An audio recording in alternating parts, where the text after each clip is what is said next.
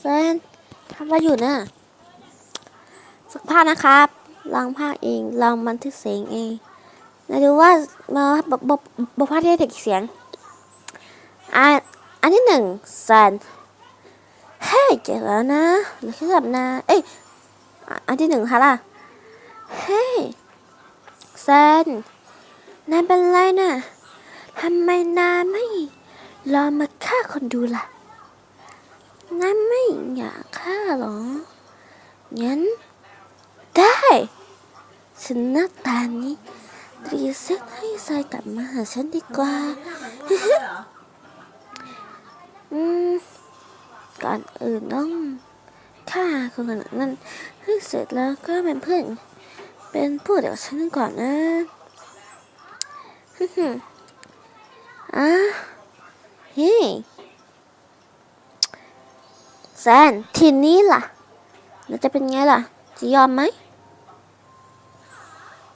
แซนแซน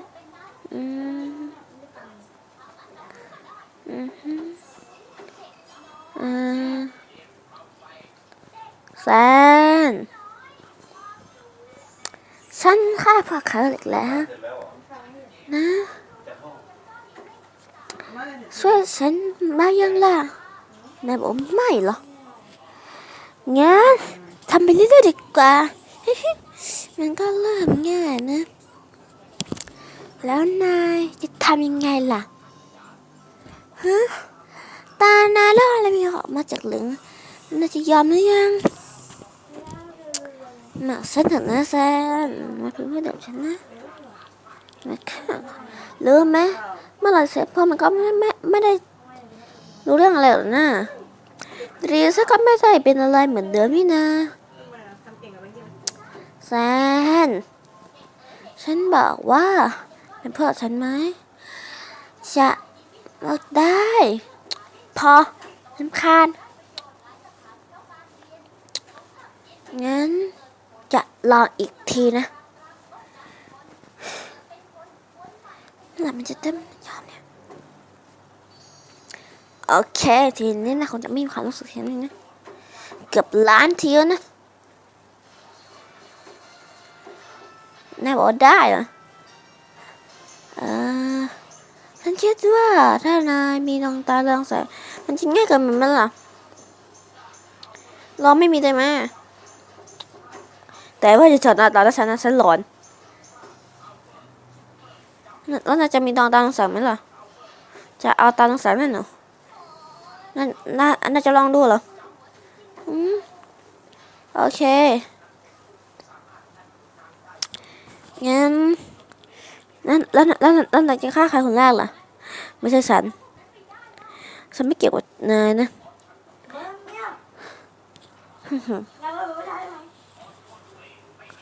ก็แค่นั้นนะต่อไปแซนครับ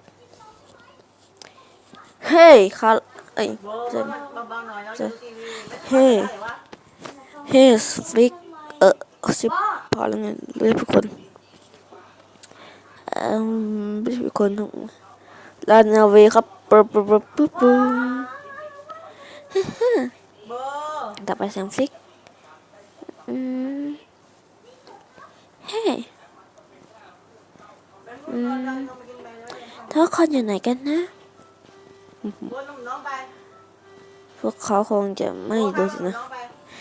ว่าพวกเราอยู่นี่ค่ะเราอยู่ตรงไหนวันหนึ่งเรียกบอสโดยตั้งไม่รู้อยู่ไหนวันหนึ่งเรียกบอสหนึ่งตืบวันหนึ่งเรียกบอสวันหนึ่งเรียกบอสเดือน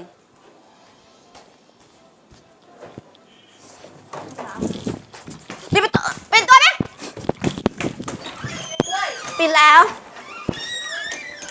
นะแล้วก็พวกเราแกเตอร์สร้างได้ยังยังไม่ได้เหรอแล้วใครคือแกเตอร์ล่ะเดี๋ยวเธอก็ค่อยรู้นะเอาล่ะเธอไม่ได้จะเข้าหรอตอนเธอเป็นนั่นอ่ะร่างเนี่ย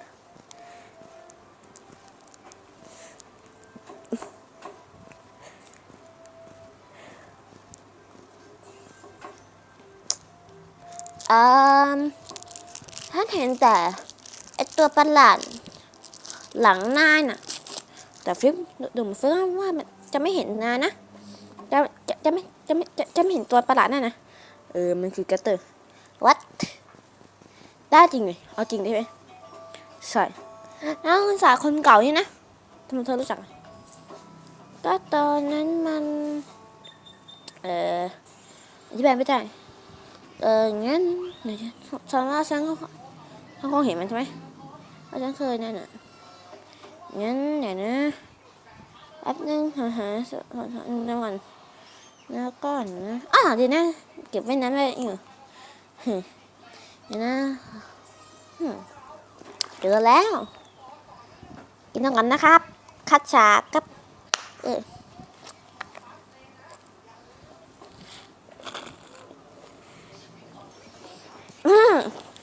มากันแล้วอันหนึ่งแล้วไม่ไหนนะนายนะฉันเคยเห็นสารนี้นะที่ไหนมาก่อนนะหรือว่าในหนังนะมันไม่ชื่อว่าแกสเตอร์เดอะเน็ตเธออย่าใช้แบบนั้นนะมันเก็บภาษาที่ยากที่สุดไว้เดี๋ยวฉันไม่ได้ใช้ภาษานั้นแต่ว่าฉันได้รู้ศึกษาขึ้นมาอย่างนี้ภาษาที่มันลึกลับที่สุดมีแต่คนโบราณมันก็ตัวประหลาดด้วยไอตัวเนี้ยใช้ได้เท่านั้นนะว่าเขาชื่อด็อกเตอร์คนเก่านั่นน่ะไม่ใช่จากคนเก่านั่นใช่ไหมแล้วทำไมอาฟี่มาแทนล่ะแล้วทำไมเขาถูกลงมาอย่างนั้นแล้วฉันก็จะเคยได้อ่านนะแล้วอย่าบอกนะว่านายเป็นคนที่ทำให้งั้นเดี๋ยวค่อยพูดก่อนเดี๋ยวมาแล้วเหรอพิกฉันมีนี่มาให้เนี่ยต้องถามนะมันคืออะไรเปิดก่อนนะว้าวสวยจังเจ้าสาวเหรออุ๊ยชิดเด้อผิดฉันหยิบผิดก่อนมาขอโทษนะเอาไหมฉันไม่ได้เอานี่มานะชุดของฝอยของฉันนี่นะจะให้ฟลิกเธอจะหยิบทำไมเนี่ยไม่น่าเลยนะของฝอยของฉันไม่ใช่ของมาแล้วโอเคจบได้แล้วมันอยู่ตรงนั้นนี่นะคะลงมานี่เลยของขวัญบ้าความน่ารักจะทำได้ทุกอย่างใช่ไหมล่ะงั้นจะไปให้เสียลูกหมาว้าวลูกหมาน่ารักจังซื้อมาจากไหนเนี่ยซื้อมาจากโลกมนุษย์น่ะร้านหมาเหรอร้านเลี้ยงสัตว์เหรอโอเคแล้วทำไมนายถึงทำแบบนั้นล่ะทำอะไรเหรอหมายถึงฉันจะบอกนะว่าถ้ามันเถอะแม่บอกอัดวิดีโออยู่แล้วมองเห็นไหมผมพูดจะหลับทำไมเธอถึงทำแบบนั้นล่ะได้ยินเสียงอะไรเพราะนายบอกว่าช่ำเถอะเธอเรียนความน่ารักจากไหนเนยครับต้องเขียนชื่อคนนี้อันดับ 1หันน่ารักอย่าหมอนักซะวัดซันเนี่ยนี่ครับสวัสดิ์แซนหนึ่งปลาจะไม่รู้สึกหรือบลูจังของเราเอง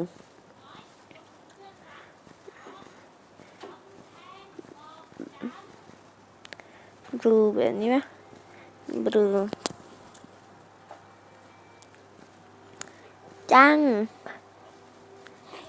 าร่าฉันไม่ขอมาฝากนะ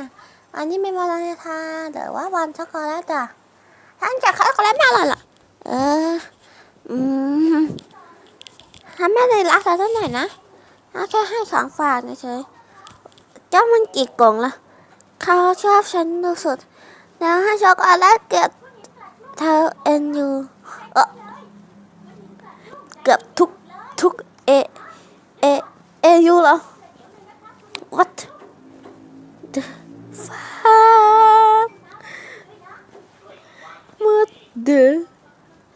fuck เออ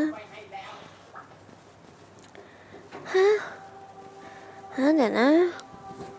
แล้วทำไม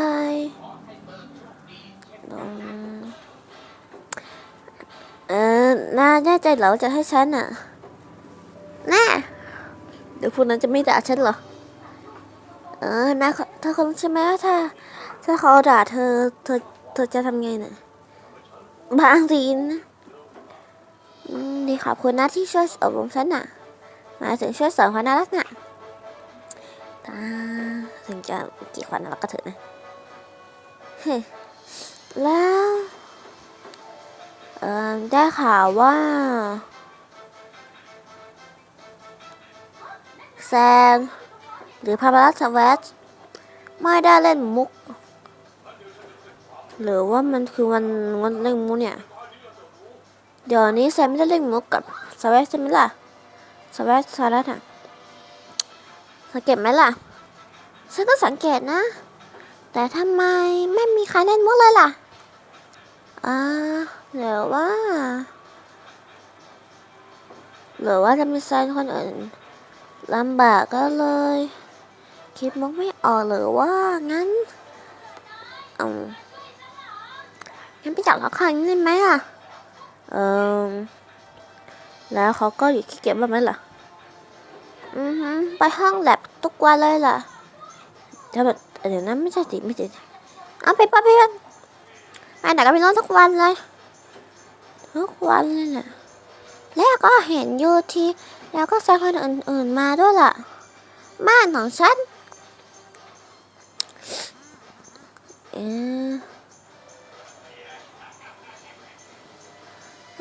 จริงนะวันทางข้ามมันไปดูแม่กันไหมล่ะโอเค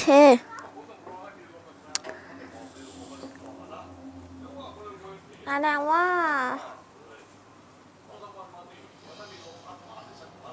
งั้นต้องรีบกินของบดแก้หลับนะโอเคแล้วทำไงเนี่ยไม่มีใคร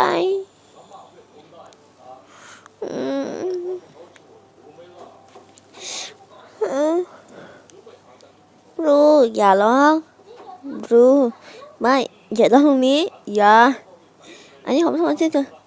นี่เสียงผมใช่ไหมที่ว่าเผื่อมันก็ได้งั้มอร่อยฉันก็เห็นเหมือนกันว่างั้มอร่อยอ่ะต่อไปจับมือฉันนะบรู1 2 3ดักรอให้บรูใส่นี่ไหมถ้าคุณว่าผลอ่ะคอนโดเรมอนตามบายเลยคอนโดเรมอนอยู่ไหมเขาจะมาเลยว้าวนั่นอะไรล่ะห้องแลบไงเข้ามาเลยกำลังสร้างอยู่เดี๋ยวนะทำไมคิวเลิกมาด้วยล่ะเดี๋ยวนะทำไมมันมีตัวเฮ้ยทำไมได้ไหมทำไมดีมมาด้วยล่ะดีมอิงทุกตัวเลยอย่าบอกนะว่าปาร์ตี้ไม่ใช่ละมันเรื่องใหญ่ขนาดนี้มันน่าจะมีพวกเจ้าพวกร้ายๆมาช่วยมาด้วยนะ หรือว่าจะมาลืมกันฉันวะเนี่ยและอีกอย่างนะลืมไปว่าเออคิดพอได้ไง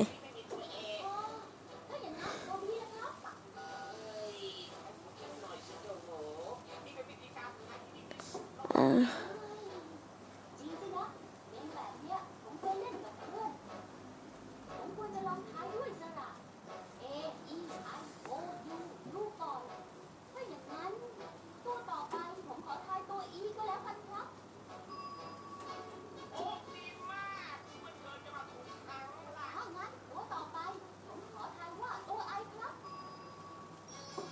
แล้วน้องๆคนนี้ลองใส่อันนี้โปรใส่แล้วฮะเออมันมีคลื่นอยู่นะครับคลื่นเหรอหลับตาหน่อยนะ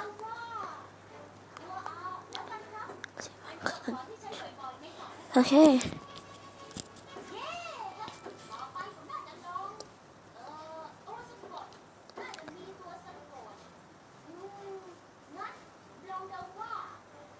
แล้วเดี๋ยวนะแล้วพวกเราจะเอาเจ้าเสือคนนั้นออกมาได้ไงล่ะขาเราจะขาดเราแน่นอนเฮ้ยเอาหมอนนั่นออกมานะหมอนนั่นออกมาจะฆ่ามันเธอไม่เฮ้ยคิวเลอร์จำรู้เหรอว่ามันเป็นเพื่อนรักของคาร่านะหมายถึงไอตัวยูซีคาร่าเหรอแบบนั้นไม่มีใครกล้าคุยกับฉันหรอกนะฉันไม่กลัวมันเว้ยแต่เธอไม่รู้ตัวกับมันทีนะ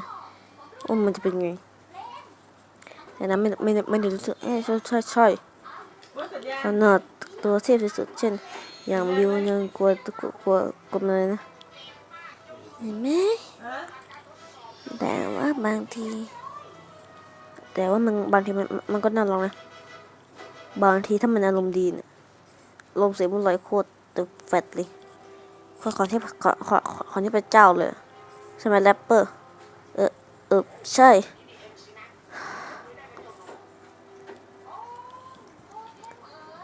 และถ้านาย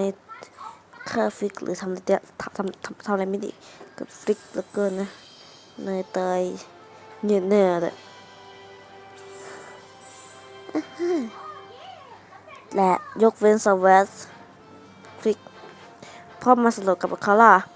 ถูกต้องไหมถูกต้องเธอต้มไม่ใช่เรื่องตอนนี้เว้ยยูโร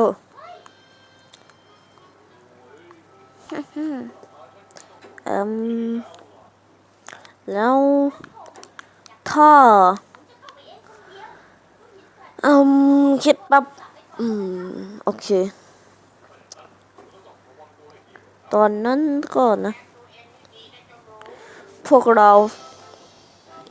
มาที่นี่เพื่อทำอะไรไอยูทีว่าเรื่องสำคัญนะเว้ยได้ข่าวว่า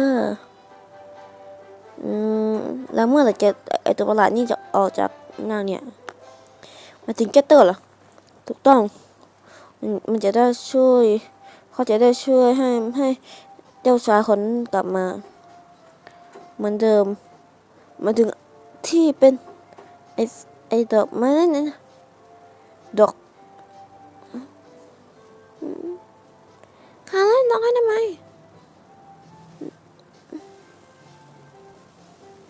หาว่าอย่าบอกนะว่าเขาเป็นเจ้าชายลูกรักที่ในตำนานนั่นน่ะถูกต้อง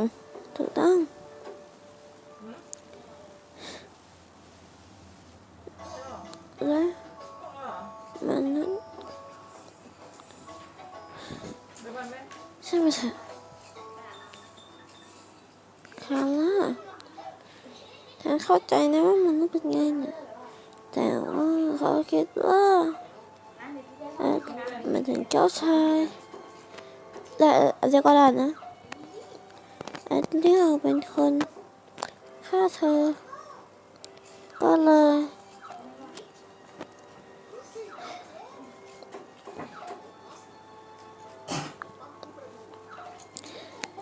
โยนของใส่ไงแล้วเธอก็พยายามใช่ไหม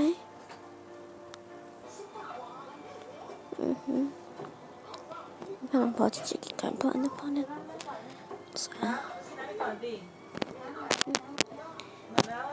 เกือบแล้วไงเกือบไม่ทันแล้ว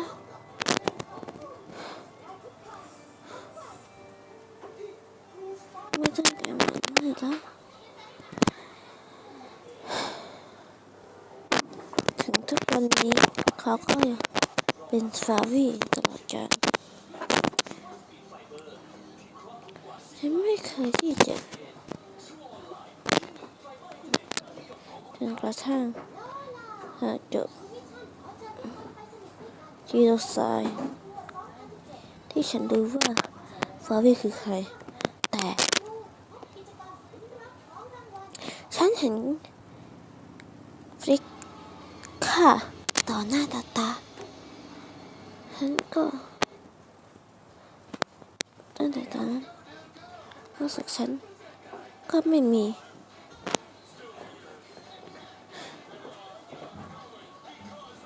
แล้วตอนนี้ก็มีความสุขตลอดกาลและคือเหตุผลฉันไม่อยากเห็นการฆ่าตลอดไปน่ะไม่เห็นการฆ่ามันไม่เหมือนเดิมทุกอย่างที่เริ่มต้นมาเป็นเจโนไซด์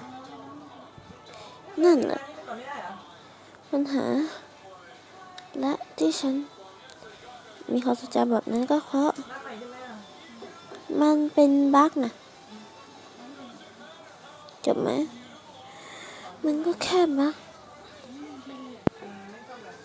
และถ้าได้ข่าวว่าถ้าฟิกหรือสัก2 คันขึ้นไปจะเกิดโรคเออเรอร์และมีโรคเออเรอร์ทั้ง2 โรคแล้วคิดดูทำลายล้างเพื่อนอะไรนะอิงก็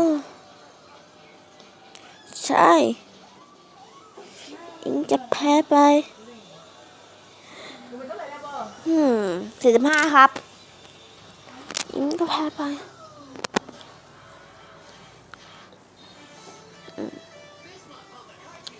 ก็แค่ใช่มันจะไม่มีการที่สร้างเกิดขึ้นลาฟริกตอนนี้มันจะได้เวลาสักวันใช่ไหมล่ะสักวันที่พวกเราเจอ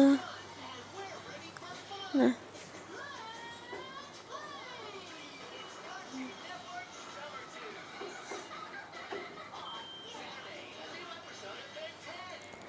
เจอนะ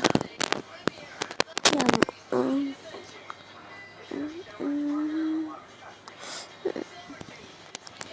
ฮัลโหลกลับมั้งกลับไหมเธอน้ำปลาไหลก็ได้นะเธอไม่ได้เป็นหนึ่งจานนี้ไหมฮัลโหลแล้วกันไงสักแบบนั้น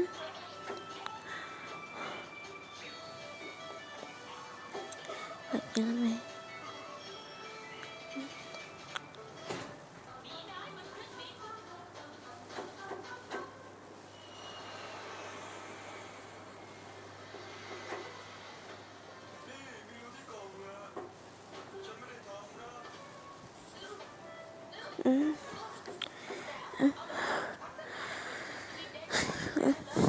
เห็นนะนั่นนาคาช้างนี่นะประมาณอย่าบอกนะว่ามีตัวล่องหนอยู่นะชัดเลยแกเตอร์ไม่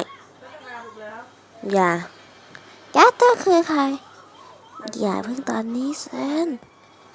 สวัสบลูอย่าเพิ่งตอนนี้มันจะเอาไม่ได้ไปไหนนะต้องเข้ามาหาฉันเหรอ อย่าหวังหน้าคิดแต่ตัวชั่วรู้ละจะวางแผนเลยเอาไปเก็บดีกว่าไปได้เลยดีนะก็คุมวิญญาณได้ไปเก๋ๆไป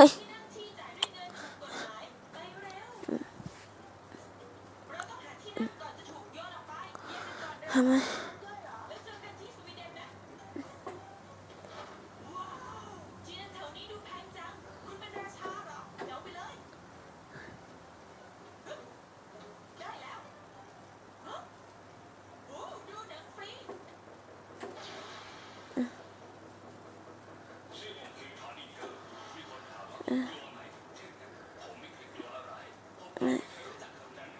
ไม่ต้องการความเป็นนั่นอีกแล้วโอเคฟาวิไม่ต้องมันรู้ว่านายคือเป็นใครนะและก็หันนะ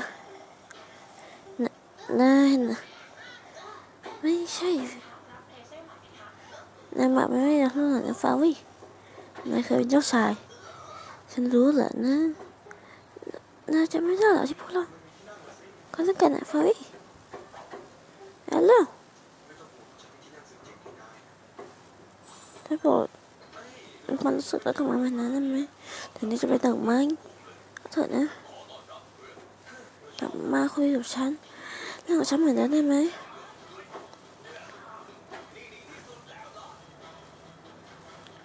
ฟาวิ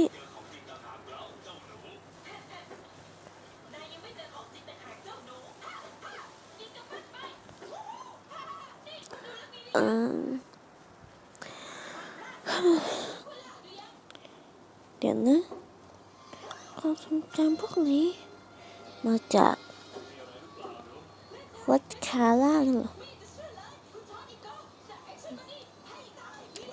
ว่าแล้ว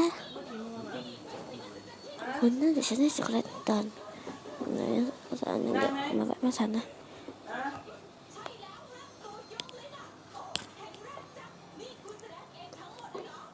อืม